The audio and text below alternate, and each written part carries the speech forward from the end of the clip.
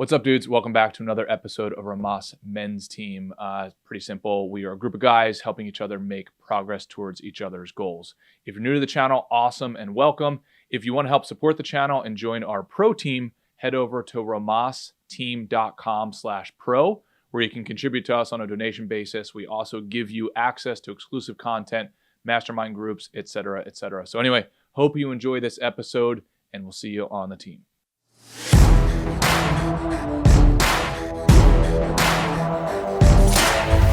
We are back in action. Rhomas Men's Team. Pretty simple. We help each other make progress towards our goals as men. Mr. Ray, what's going on, brother? I'm good, Wes. Good to see you back in the moody, smoldering with intensity Bond villain layer you got there. That's right. And actually, Kyle, if I think Kyle's on here. Kyle, there's something wrong with this connection. Can we try to, if you don't mind me asking, can we fix that today? The video is a little glitchy. Anyway, how was the weekend, brother? And I'm gonna adjust my lighting to get the dinner theater vibe that you got going on. Hang on. Yes, please. And whoever, I think somebody said last week that they want to come on here on Monday. So feel free, raise your hand. I think there's a way you can do that in the Crowdcast app, and or just shoot us a comment saying that you want to come on, and I'm going to invite some random guys up on here as well. Yeah, Ray, it's I'm being put in an interesting season right now. You know, I think that, how do I say this? Like the call to action to get to the next level is never ending, and I think that's a good thing. But I'm always amazed about how quickly and how often there's a call to get to the next level and next level of execution, if that makes sense. You know, it seems like the horizon, they just never stop. Like the closer you move towards them, as we say, the further, you know, or the horizon just stays equidistant from where you originally started. Despite your amount of progress. Ray, can you resonate at all with that? Yeah, I can. I took a call in the middle of your Shakespearean monologue there, but I got the gist. It's like, this is what we always talk about, right?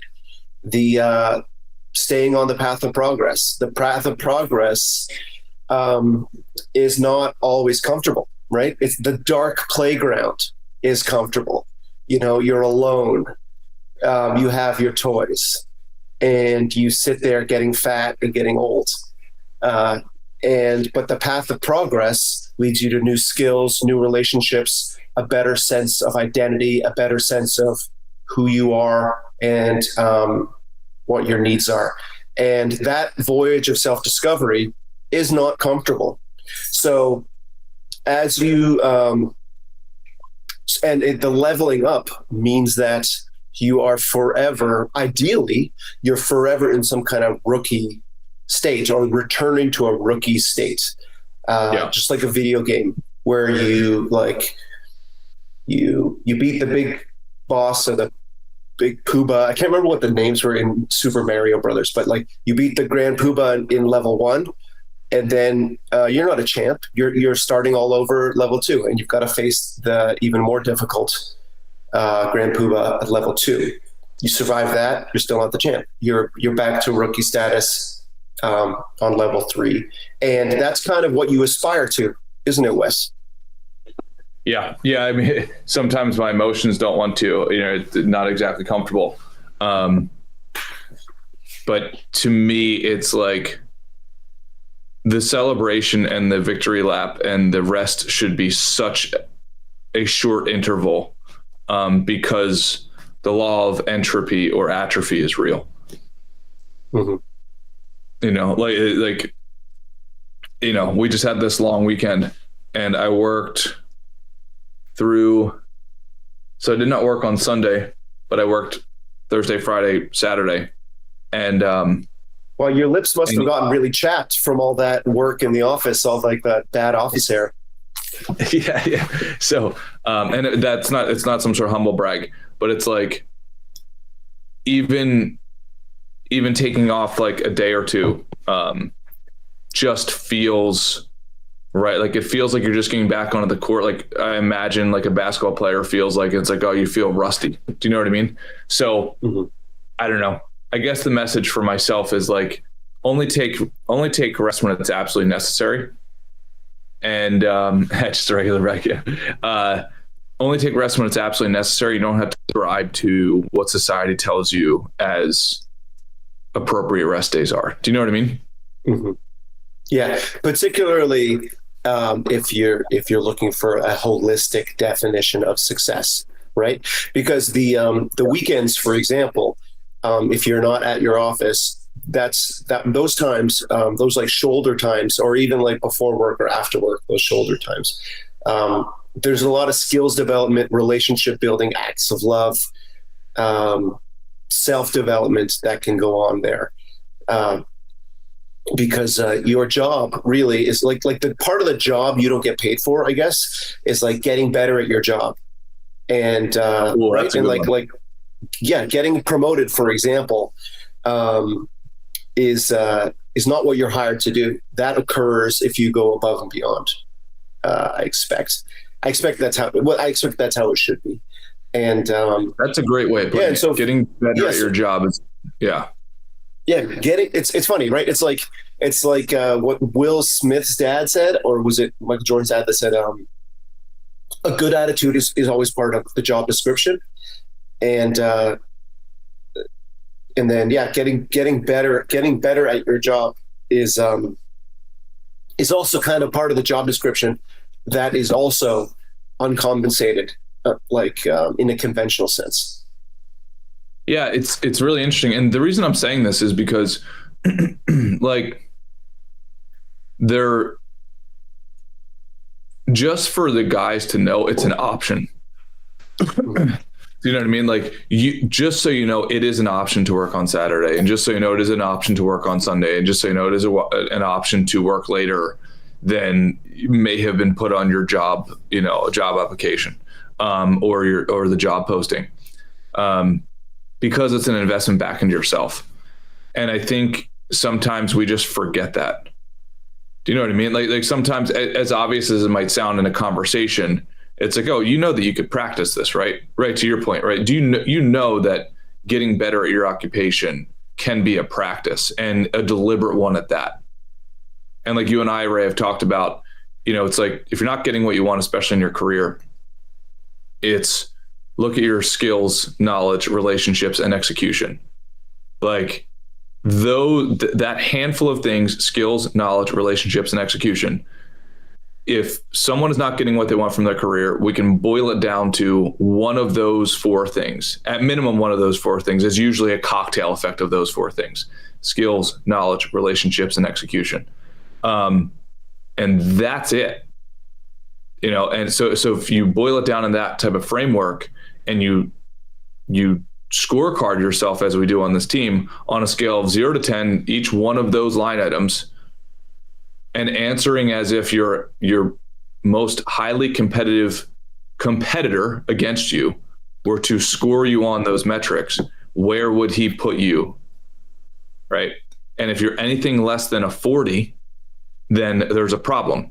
But of course, if you're at a 40, then you don't have any problems. If you're at a 40, you're the highest compensated in your field. If you're at a 40, right, like you have basically infinite options to go in and out of that industry. It's just the problem is most of us are not at a 40. Yeah, if any of the guys listening are on a 40, we'd love to have you on to learn from you. Yeah. And what was it? Was it Jim Rohn said, invest more in yourself than you do in your job, or spend more time working on yourself than you do in your job? What was that quote? Yeah. I mean, you know right the first time, right? Invest more in yourself than you do at your job. And I think people have to be careful on how they hear that, because it's not, oh, I'm going to underinvest in my occupation. It's, I'm going to overinvest in myself. What does that look like, to invest in oneself? Yeah, really good question. So if you boil it down to those four things, skills, knowledge, relationships, execution, number one is, do you have the skills? And if you don't have the skills, then go and get the skills. That's the easiest of all four, right? Go sharpen existing skills or sharpen or acquire, right? Yeah. So I'll give you an example. So we have a great new team member here, and who has no experience in the financial world, right? And no experience making phone calls, but his superpower is he's unbelievably positive, like all the time. So he had the prerequisite skill, but he lacked the other skills. He lacked the knowledge, right? And he lacked the relationships. So, and he wasn't given a chance for the execution. So I really like the framework of, if you think you're bad at something, do it 100 times. Like, that sounds so simple. Just do it 100 times. Deliberately and intentionally do it 100 times. So here's what we did. I created a script. I recorded myself on the script. And then I sent those two things over to him. And I said, okay, practice by yourself. I think I told him 100 times. And then we're going to do 100 role plays. So that's what we did. And guess what? Since then, he has made 185 phone calls, I believe. That's 185 phone calls that I didn't have to make because he made them. And normally, because he had a great attitude, normally most people are like, oh my gosh, I can't do it. I'm too scared. I don't know what to say. I've never done this before. Just practice it 100 times. I promise you, you will be so much better than you could anticipate after only 100 repetitions. But if you make those repetitions dense, right? It's like not 100 repetitions over 10 years, 100 repetitions today. And then it's muscle memory. And then when it becomes boring, that's when you know you've actually started getting good at it. Yeah. I'd say most people don't make 100 cold calls over the course of their whole career, right? Like, we're so allergic to it. And that is amazing. Like, that's amazing advice. Like, for even skills sharpening or skills acquisition, like, they both apply, right? Practice it 100 times. Because if you learn, a computer code or a business skill like cold calling, you still have to practice it 100 times, right? Mm-hmm. Yeah. Like, now I'm on the path of progress. Right. 100%.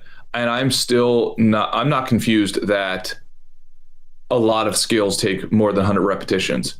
It's just that when I find myself at a sticking point of, am I not good enough right now in this area? Okay, let's take a time out. Let's practice this 100 times. And then maybe I have to do it again. Maybe that gives me the next little inch. And then 2 weeks later, I've got to do it another 100 times. Or the next day, I've got to do it another 100 times. But in my opinion, there's very few problems 100 repetitions cannot solve, or at least help you make progress on. And so how does that apply to the knowledge component of skills, knowledge, relationships, execution? Because I mean, this is really can you good. practice knowledge 100 times? I don't know. Yeah. So for knowledge, so knowledge and skills go hand in hand, because skills, in my opinion, are done by the doing of the thing.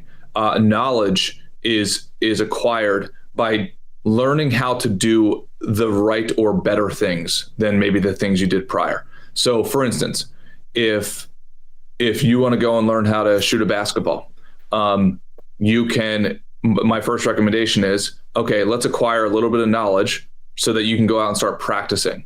But you don't, like, these two components have to have a really tight relationship. I wouldn't want you going out and reading 200 books on how to shoot a basketball or watching 200 YouTube videos on how to shoot a basketball, right? There needs to be a certain like symbiotic relationship between the two. On the other hand, if I just said, hey, Ray, go learn how to shoot a basketball, and you're just going out on your own for the next 10 years trying to figure it out, right? Other people have already done this. So it needs to be, I don't know how you would say this, Ray, but somehow like puzzle pieced together where a certain percentage of the time you're learning and a certain percentage of the time you're executing. I don't think one without the other is ideal. Hey dudes, sorry for the interruption here. Just wanted to let you know, if you want to join our pro team, go to Rhomas, reignitingteam.com/pro. You can help support the channel. You will also get access to exclusive content, masterminds, one-on-one sessions, etc. All right, back to the episode. Agreed, because to just have the knowledge, you're a philosopher, right? And the knowledge and the skills combined makes you a practitioner. And we aspire to be practitioners, not philosophers in this group. Yeah, and there's just certain level of texture that words either cannot unveil, or even if those words are right in front of you, you can't comprehend until you're an actual practitioner. Like, it's just not possible. Like, this is why you can go back to the same book that you read 5 years ago, and now you see it in a different light, because you have new distinctions that you're bringing back to the text. It's not just about what the text is bringing to you. It's what type of you are you bringing to the text, and or the video or the audio or whatever. Yeah. Awesome. Relationships. Do we have to practice relationships 100 times, or is there another way to look at that? Yeah, no. So depending on what you're talking about, let's say in a business context, absolutely practicing scripting 100 times, super important. Honestly, even if you learn something, let's say in a relationship text like John Gottman's work, 7 Principles for Making Marriage Work, right? It's so important to understand that when you're talking to your spouse or your girlfriend or your fiance, that just because you read that book and the things therein does not mean that you are going to be an instant expert at those things. It is going to take repetitions until you stop, like, for you to stop seeming like a robot. So, I mean, Ray, you tell me, let's pick an exercise that you've gotten from Gottman's work or some other relationship psychotherapy work. Mirroring, where you repeat the words back to the speaker so they know that they've been heard. Yeah. How easy is that to do the first time when you want to rip the other person's face off? Well, 2 things. It's hard to do the first time, and it's also probably hard to do without sounding patronizing or sarcastic. Yep, exactly. So it's repetition that gets you through that. Not only the repetition of the actual words that you are saying, but the repetition of going through the full cycle.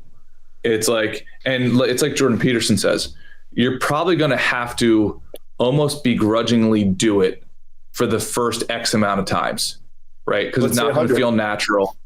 Exactly, right? It's not going to feel natural. You're not going to want to do it, obviously, right? But then if you give it the repetitions of not only you saying it, but the repetitions for it to go full cycle of where it actually works, and it's like, oh, this resolves the problem. Now do that 100 times, and all of a sudden it's your new behavior. Right. It's not just hitting the ball. It is the wind up, the contact with the ball, the follow through. They're all kind of essential ingredients for the home run. Execution. How do you practice execution 100 times? Or is there a different mental model? There is a great title of a book. I think it is. I've never read it. But I could see this being a really good book. I think it's called The Execution Gap. And I think the title is probably all that you need, which is, for 99% of people out there, us men, it's not the lack of skills. It's not the lack of education. It's not the lack of relationships. It is the lack of execution. And I think the way the book puts it is like, there's an execution gap, right? That's where the loss of results is held. It's not because we don't have access to a gym that we're not fit.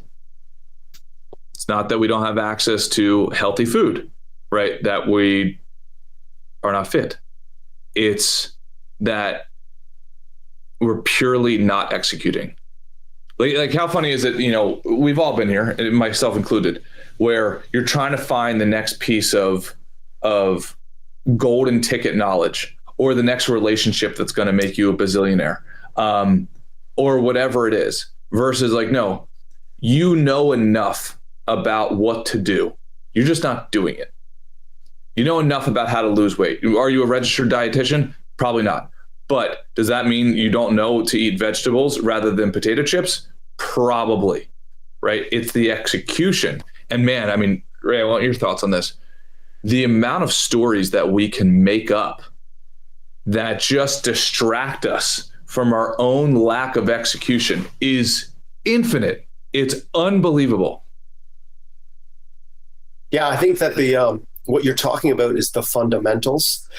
And I think that if we want to try life hacks or shortcuts or things or experimental treatments, I think we would probably benefit from doing the fundamentals first. So in terms of fitness, working out and eating healthy. Now, if you only get 75% of the way to your goal weight with working out and eating healthy, then maybe you want to try this new supplement or this or that. But I think it's only after we've done the fundamentals should we expect that those kind of shortcuts will give us the edge. Yeah, and Ray's too nice. My personal opinion is you never have to take supplements. But outside of maybe something I'm not thinking of, but like let's say to lose weight, you just don't need them, right? Like the amount of how do I say this? I am of the belief that a 4-hour time block makes miracles, right? It's like you are, as that copywriting line says, you are 1 4-hour time block away from exponentially increasing your results. So that could be good news or bad news to somebody. It's like, to some people, 4 hours might seem excessive. It's like, I personally see a 4-hour time block of like a gate to freedom. If there's a problem that you haven't been able to solve, or bills you haven't been able to pay, or customers you haven't been able to get back to, or a relationship that needs to be worked on, prove to me that a focused, intentional 4-hour time block, and yes, I mean setting the timer to 4 hours, countdown from 4 hours, focused effort on solving that thing, and prove to me you don't make significant progress off of it. It's just that most of us are not willing to, or we forget that lesson of like intentional, deliberate effort towards a problem. There are very few problems that can't be solved with that level of intentionality and focus time. And what is the secret to 4 hours? It's just not 4 minutes, and it's not 4 days. So I have noticed, actually, so full candor, my normal time blocks, I try my best for 2 hours. And balloons, I need to turn that freaking thing off. So I say that every time. So 2 hours for me is magical. 4 hours is amazing. I very rarely do 4 hours. I normally do 2-hour blocks if I can fit them in, because I've got a lot of meetings throughout the day with clients usually. But for the multi-hour focus time, and by the way, if I have an emergency, then yes, I do a 4-hour time block. I'll be doing a 4-hour time block on the plane back to the East Coast this weekend. First of all, I'm not the biggest fan of like the Pomodoro method, which I think is like 20 minutes on, 10 minutes off, or whatever it is. I think that can be really good. But what's the problem there? I think you could kind of predict it, right? It doesn't allow for a certain level of depth of an activity because there are these constant like interruptions. I also understand the benefits of it, for certain tasks. But man, when you get into like a good 2 to 4 hour time block, it allows you to go deep and then to keep the momentum going. And to be fair, if you haven't done it before, it is going to feel a little rough. It's like a marathon, right? You're training yourself for this, so maybe you work yourself up to that. But just know, like for me, it's liberating. I know that no matter how hectic life gets or how big the projects get, that it's like I can just call a stop at any moment that I really want, and say, I'm going to do a 4-hour time block or a 2-hour time block. Right. I think that Pomodoro, it's more like short sprints with built-in breaks to prevent fatigue. Whereas what you're talking about is more like Cal Newport's deep work kind of format where you take your cell phone, you put it in a cannon and you shoot it all the way across the ocean to Japan. And then you sit down with no distractions. Maybe you use a, notebook, or you disconnect from the internet, or whatever you have to do in order to have fully uninterrupted work. Because fully uninterrupted work is harder than you think, isn't it? Oh, absolutely. This is why if you simplify the options, it's either you do the work or you be bored. Now that's hard. That takes discipline. Why? Because most people they're going to add another option to that. They're going to say, oh, well, I'm hungry. Oh, well, I'll try this tomorrow. And I've done that myself, right? So the challenge is sitting in the pocket of discomfort or work. I'm either going to be bored or I'm going to be working. And that is something that probably would take 100 repetitions to actually get right. Like setting the actual timer. Now, here's another thing. I have actually noticed if I put music in my ears, or if I put something off in the background, like a movie or something like that I've already seen 100 times, it just helps me kind of scratch a certain itch, and it keeps me still for longer. And then writing out what I actually want to accomplish, that has been an enormous addition to the time block. Spending the first, let's say, 10, 15 minutes writing out exactly what you want to accomplish during that time block, and then focusing purely on sequential order and getting that done. Yeah, the music in the background, that reminds me, something I haven't done in a long time that I'm going to try again is going on Spotify and looking up movie soundtracks, which are, 10 or 15 minutes, songs with no words, just kind of crescendoing and decrescendoing music. And just kind of keeps the pace and the flow of the work going. Yep. That's something I used to do as part of my kind of deep work routine that I kind of forgotten about. So that is something that, I've got in terms of pruning and planting. That's a habit I need to plant and implement today and this week, to try and kind of extend those deep work moments. Yeah. I mean, what's your thought on the level of distraction from the actual work that men face? Oh yeah, no. It's distraction it's relentless. It's it's like torpedoes on Pearl Harbor. I mean, it's just constant. It's uninterrupted, and it's nonstop. It's going to the bathroom, it's snacking, it's your television, it's your cell phone, it's social media, it's whatever emergencies, your family has. Oh, your wife cut off one arm, and then you get a call and oh, she cut off her second arm. It's okay. And, so it's just, it's nonstop. And I think that, you will piss people off in your effort to create boundaries around your deep work. Yeah. I mean, on a scale of 0 to 10, where do you think you land? Oh, 5. Truly. 5. Always distractible. Always reachable. And I think that there's lots of room for improvement. Do you think that is your lead domino?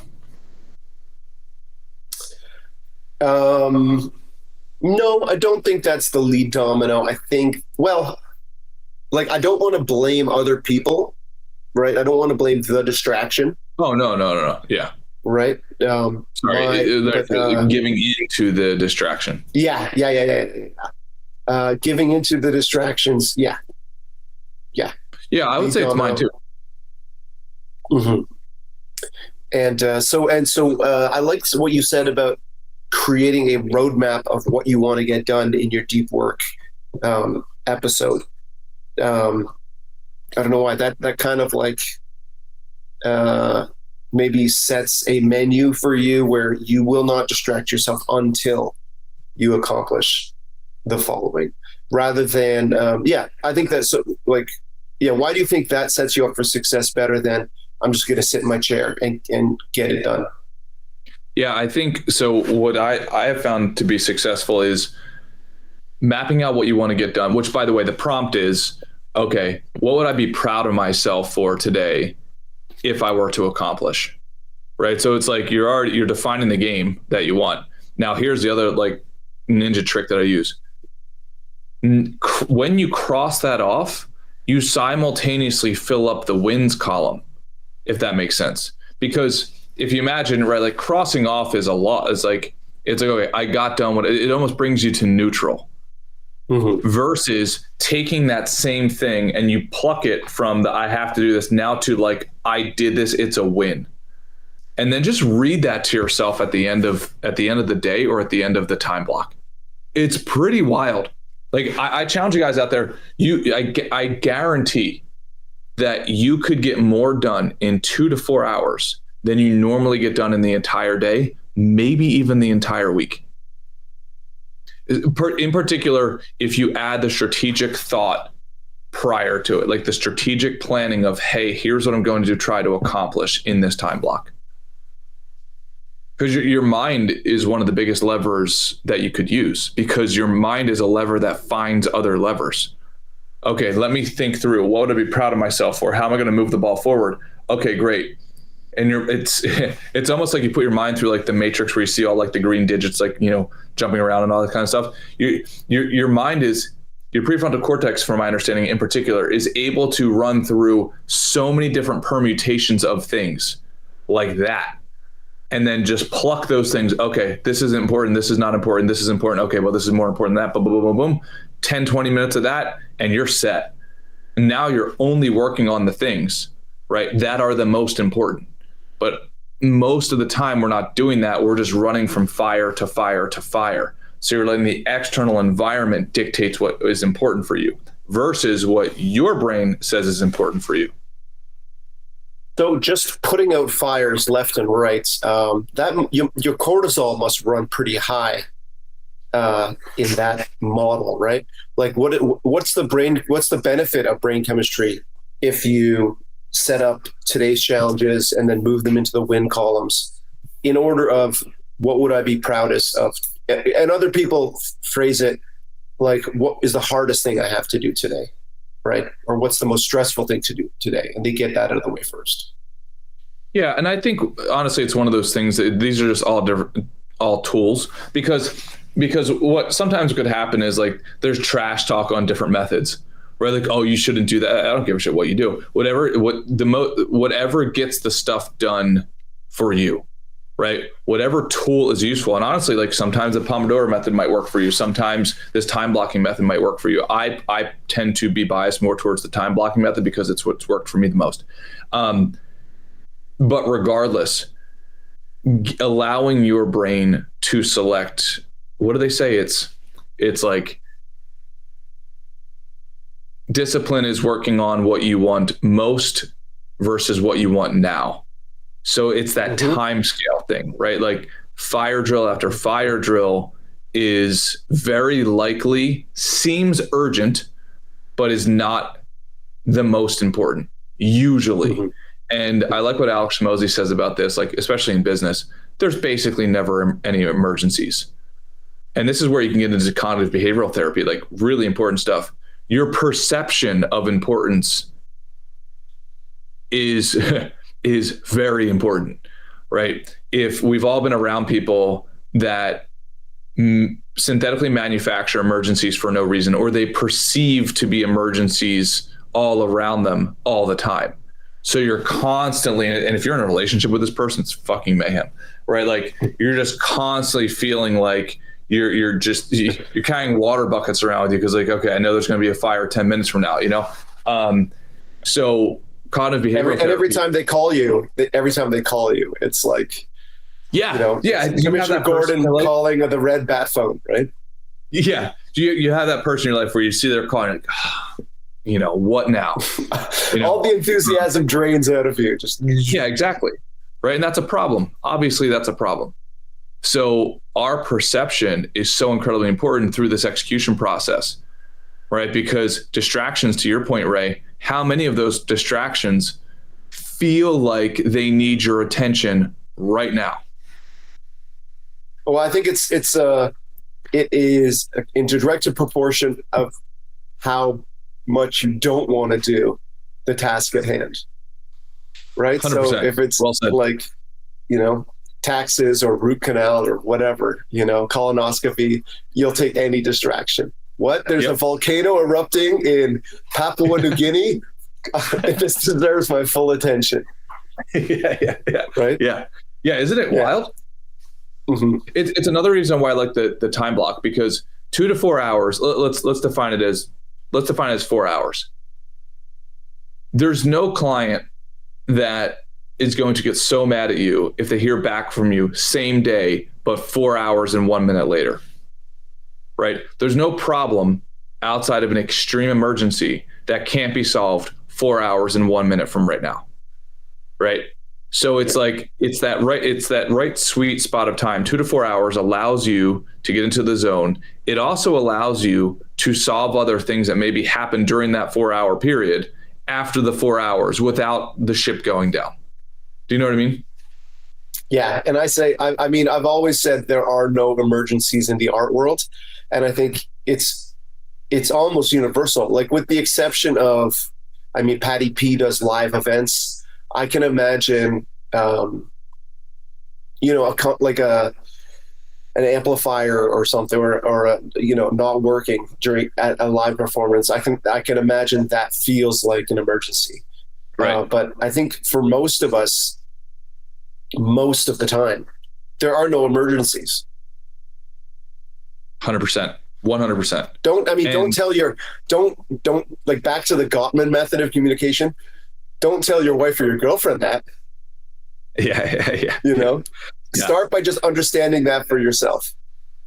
Yeah, no, it's super important. And even like in the communication, the amount of times where I'll receive a piece of communication is like, oh, I talked to this person, I talked to this client, and they're super mad or very upset, using this hyperbolic language, but training ourselves to not take the bait. Because I could tell you, right, 9 times out of 10, when I then go and call that client, they're not very upset. They were just curious about something. So it's like protecting our mind specifically around the perception of emergencies, because that protects our focal muscle. Do you know what I mean? Our ability to focus on the discipline activity at the time. Mm-hmm. Yeah, it protects our bandwidth, because we only have a certain amount of bandwidth, right? Like emotional or otherwise. And that's why you say 2 to 4 hour blocks rather than an 18-hour block, because realistically, the battery on your brain and your body is going to be depleted down to 0. And that's what those distractions do, right? That's what those emergencies do. They accelerate the drain on your battery, don't they? Yeah. 100%. Yeah. It's just unnecessary static, unnecessary noise, unnecessary weight added to like the cognitive load that don't need to be. Yeah.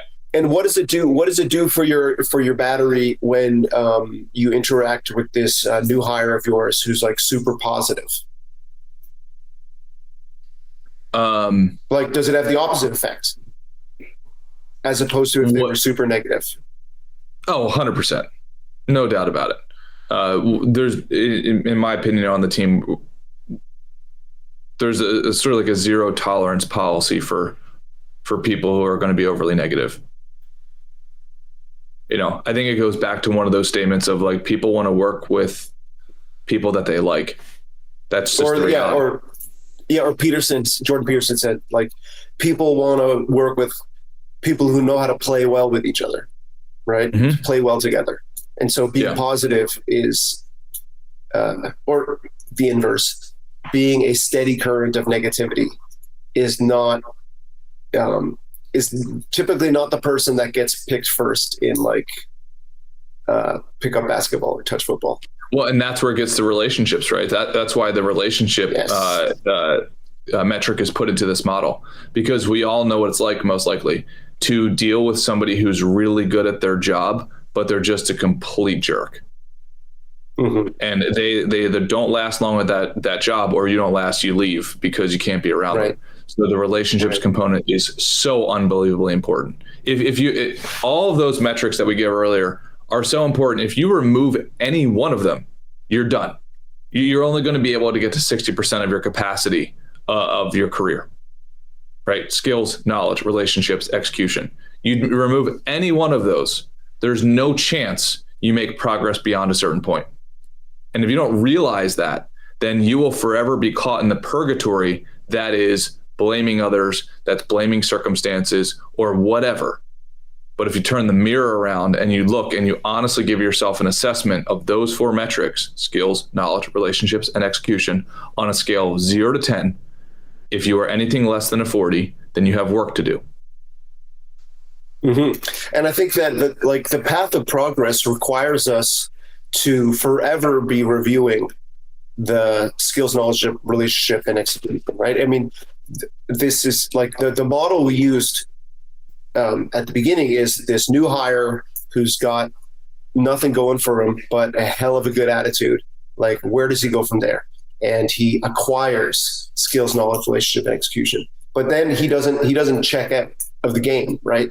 Like the game is played forever, and the skills, knowledge, relationships, and execution have to forever be practiced. It's a muscle, right? Those are muscles that you have to train them to get strong and useful. And if you stop training them, they no longer become, they reduce their utility. And so like, for example, I've got a call tomorrow with someone who sells millions in art. And I'm just thinking like, part of what I can do on that call is try to learn from them, or first of all, I need to show that I'm a worthy collaborator. But then something that comes to mind is like the knowledge. I think it's of the skills, knowledge, relationships, and execution. I think it's the knowledge component that this person is like way ahead of me, just by age, experience, and everything else. So like, what can I learn? That's something that comes to mind. Yep, 100%. I would consider going into that discussion with a very synthesized list of questions, because questions, when it comes to acquiring knowledge, I mean, there are enormous leverage questions that you could ask, enormous, right? And if it's like one of those models, I don't know if you ever heard of this before, but it's like, hey, Ray, tell me the foods that you eat on a weekly basis versus, hey, Ray, tell me what you ate for the last meal. Right? You can direct the focus of somebody's brain by the broadening or the specification of the question. And then there's levers inside of that. So this is why like a pretty popular question is like, hey, if you were me, what would you do? Right? That's a way of making a specific question. Versus like, hey, how do you get rich? Or hey, how do you sell art? Right? Like adding qualifiers to the questions will, in my opinion, help you draw out more information. Tim Ferriss is actually really good at the art and science of asking questions. Yeah. It just goes to show, like, I've been doing this in some capacity since 2008, 2009. That's when like my learning began in the art world. And but I'm still very, very teachable, very much teachable, very much. And like you said, like trying to level up and become that rookie in the next level up. Yeah. And in my opinion, you give specifics. So like if you want a specific answer, give a specific question. So it's like, hey, has this guy sold $1 million? Like, do you think he's made $1 million in a year? For sure. Okay. Right. So it's like, hey, it's a she, not a he. Okay. All right. So I would like to make $1 million in a year from selling art. How would I go about that? And obviously if you bring to her your current stats, that would probably really help. So it's like, what are you bringing to the question so that the person who's answering can have more substance from which to answer? Mm-hmm.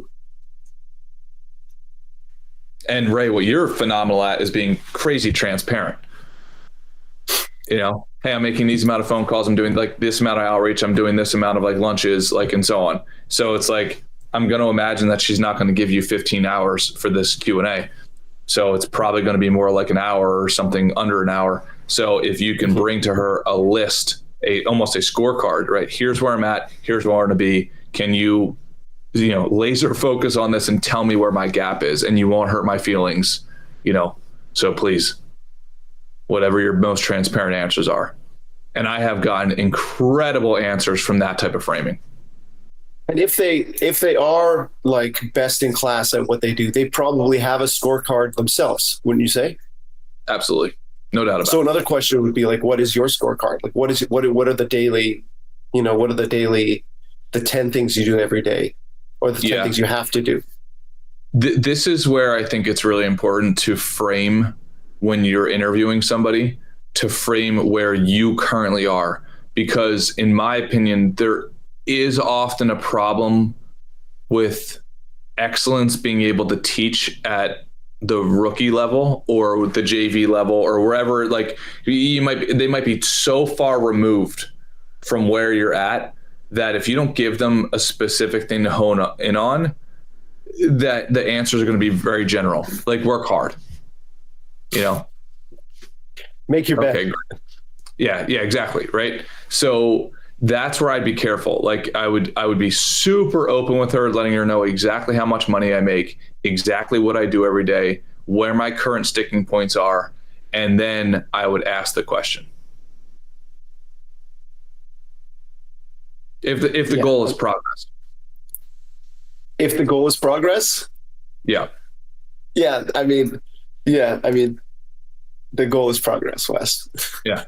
Yeah. No, I know. I'm not filled with feelings of comfort, at the idea of asking these questions, right? Because I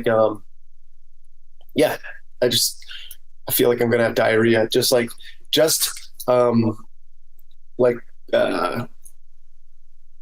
Rehearsing it in my mind is nerve wracking, right? Yeah. Yeah, exactly. I wasn't, being sassy when I said if the goal is progress. Most of the time, people don't realize. You were being sassy, Wes. You were being sassy. Was he being sassy, boys? Put it. Let me know in the chat. Yeah, most of the time, right? Like people's goals in a conversation is what you said. It's comfort. It's some sort of relationship, and that's okay. But it's like if the primary goal should be progress for career-based stuff. Yeah. And you can expedite this. So like if anybody ever does this also might help. I've been involved in so many lunches where you're trying to acquire knowledge from somebody, and where like you have an hour, but the first half hour is just spent on, what do you want? Oh my gosh, have you ever been to this restaurant before? No, I haven't. Oh my God, like this is great. What, just being sassy. The first half hour is like chewed up and being sassy. Exactly. So like you could like, and I know this might seem like super into the weeds, but I promise you, if somebody's in this will help. You can expedite conversations with either humor or just respectful direction. So one thing I will commonly say in a meeting is, hey, my mom always makes fun of me. She thinks I'm a robot because I don't like small talk. So in true form, can we just like kind of get into it? Are you okay with that? Right. I'm horrible at how's the weather conversation. And usually people laugh and then we get right into it. So within the first 3 minutes, we're into it, not the first 30 minutes. So when this dovetails into like time management, right? Imagine that if we were to go on 100 of these lunches, and Ray, you were able to cut to the chase in 3 minutes and I wasn't able to do it until 30 minutes. Do you know how much exponentially better you would be than me by the end of those 100 conversations? In that scenario, Wes, I am exponentially better than you. Yeah, exactly. Right. Like I would almost have 100, or you would almost have 100% more knowledge acquisition than I did. Because if I threw away my 30 and you got the full hour, you have 100% more than me, right? Multiply that up over time. It's about these invisible equations over time, right? That can really help advance your skill. Yeah, and that's like what I used the term shoulder times, right? Like on the way to the meeting, after the meeting, at the first 15 of the meeting, the last 15 of the meeting, right? Those are kind of like invisible times, like you said, where you can get the work done, skills acquisition, closing the loop on whatever's going on. Yeah. Have you written a list of questions? And when is the lunch? So it's a phone call, and it's tomorrow at 11:30. And so what I did was this was a contact, like a relationship that's gone cold just from a lack of connection. So I don't think I've spoken to them in about a year. And I have these two different artworks. They're $1 million each. And so I'm only able to offer them to a handful of people, right? Because of that price point.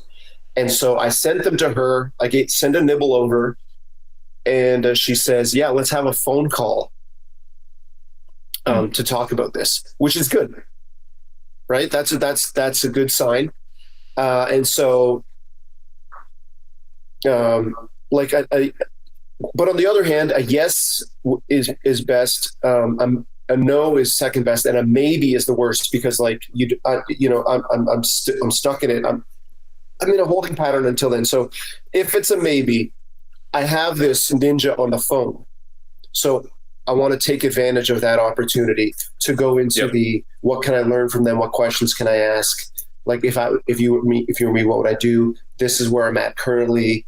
This is my scorecard. Do you have a scorecard? What do you do on the daily? How did you get there? And so,